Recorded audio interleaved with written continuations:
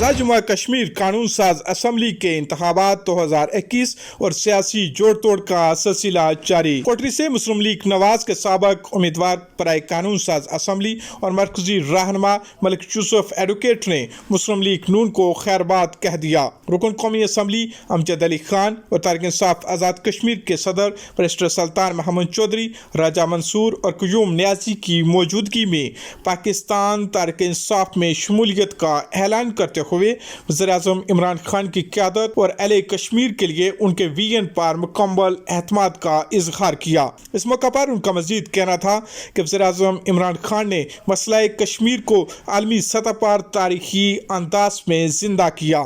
آئندہ انتخابات میں اہل کشمیر وزیر اعظم عمران خان کی قیادت میں جمع ہوں گے۔